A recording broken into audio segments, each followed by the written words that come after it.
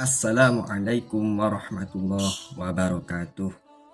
Bertemu lagi dengan saya, alhamdulillahirabbil alamin. Wassalatu wassalamu ala asyrofil anbiya'i wal mursalin wa ala alihi wa sahbihi ajma'in, amma ba'du. Oke, selanjutnya kita akan membahas tentang kodifikasi Al-Quran sampai Mushaf Utsmani. Oke. Nah, selama pemerintahan Utsman bin Affan yang dipilih oleh masyarakat secara baiat sebagai khalifah yang ketiga, umat Islam sedang sibuk melibatkan diri di medan jihad yang membawa Islam ke utara sampai Azerbaijan dan Armenia. Berangkat dari suku, kabilah, dan provinsi yang beragam.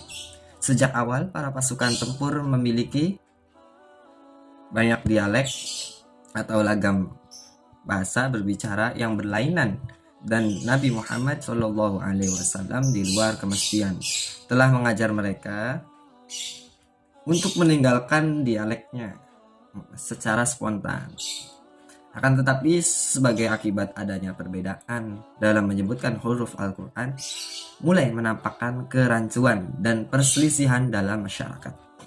Adanya perbedaan lahjah atau dialektika dalam bacaan Al-Quran sebenarnya bukan barang baru, sebab Khalifah Umar sudah memprediksi bahwa akan ada perbedaan di zaman pemerintahannya. Beliau mengutus Ibnu Mas'ud ke Irak setelah Umar diberitahukan bahwa dia mengajarkan dalam dialek Hudzail. Bagaimana Ibnu Mas'ud mempelajarinya? Nah, kemudian Umar pun berkata bahwa Al-Quran telah diturunkan dalam dialek Quraisy, maka ajarkanlah menggunakan dialek Quraisy, bukan menggunakan dialek Hudzail gitu. Dalam masalah ini Ibnu Hajar berkomentar, bagi kalangan umat Islam bukan Arab yang ingin membaca Al-Quran, tetapi pilihan bacaan yang paling tepat adalah berdasarkan dialek Quraisy. Jadi bukan Arab saja, melainkan untuk umat Muslim kita bareng-bareng dipersatukan dalam satu dialek, distandarisasi oleh zamannya Khalifah Umar. Terdapat dua riwayat tentang bagaimana Utsman melakukan tugas ini. Satu diantaranya, yaitu yang paling masyhur riwayatnya, beliau membuat naskah mushaf semata-mata berdasarkan suhuf yang disimpan di bawah penjagaan Hafsah. Nah, Hafsah itu adalah bekas istri Nabi Muhammad SAW ya. Dan riwayat kedua yang tidak terlalu terkenal, yaitu Utsman terlebih dahulu memberi wewenang pengumpulan mushaf dengan menggunakan sumber utama sebelum membandingkannya dengan suhuf yang sudah ada gitu. Kedua versi riwayat tersebut mempunyai peranan penting, tidak berbeda dengan kisah riwayat Zaid. Nah, terdapat sejumlah riwayat tentang pengumpulan kedua Al-Quran yang dilakukan oleh Zaid pada masa Khalifah Utsman bin Affan. Secara garis besar, pada masa Khalifah ini ada riwayat dikelompokkan menjadi dua versi. Yang pertama versi mayoritas dan versi minoritas. Nah, riwayat versi mayoritas merupakan yang paling bersebar, yang paling diterima secara luas, mayoritas, secara bahasa pun mayoritas di kalangan umat Islam ya. Riwayat ini muncul dalam berbagai literatur, mulai dari hadis, tafsir Al-Quran, dan histori Al-Quran atau kesejarahan.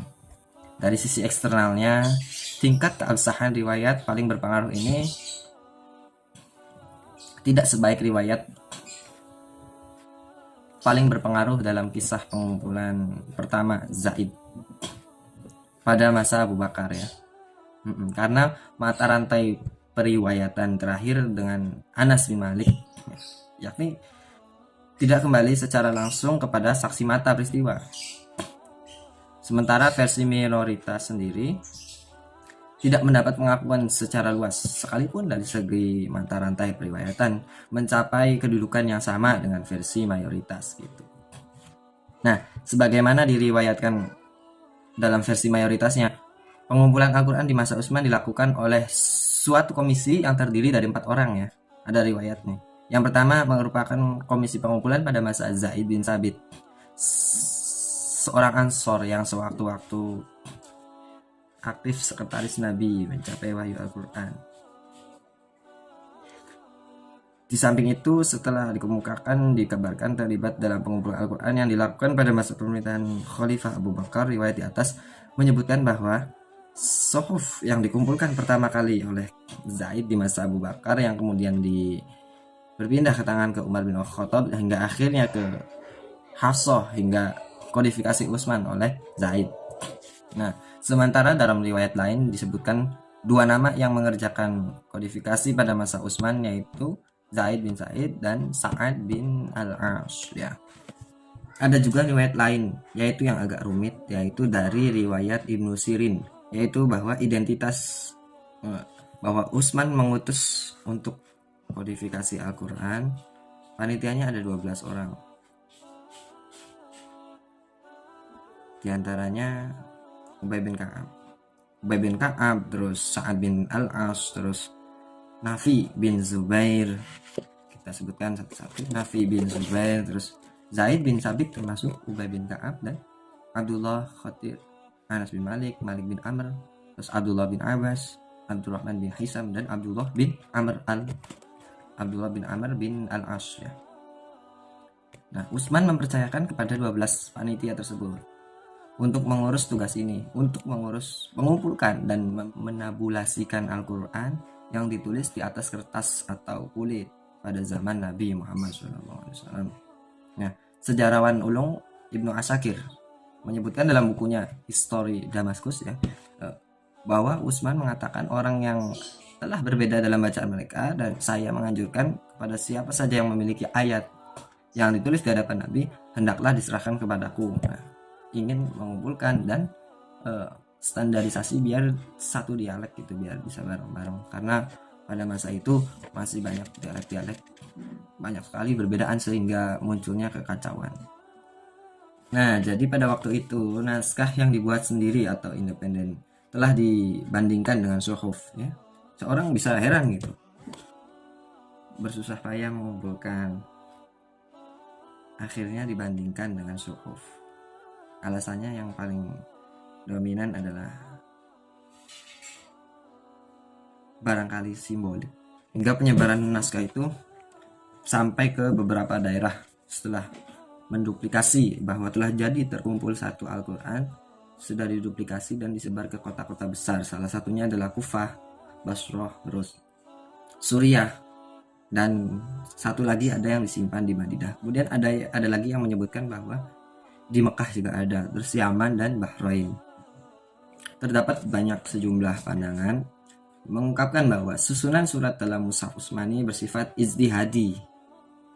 Imam Suyuti mengutip pendapat bahwa Utsman mengumpulkan lembaran suhuf Al-Quran ke dalam satu mushaf menurut tertib suratnya.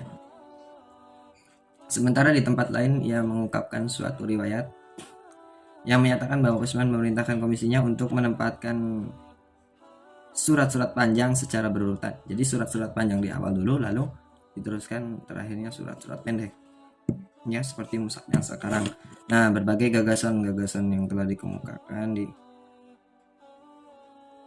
bahwa Mushaf Utsmani itu mulai dari surat yang panjang ke surat-surat yang lebih pendek.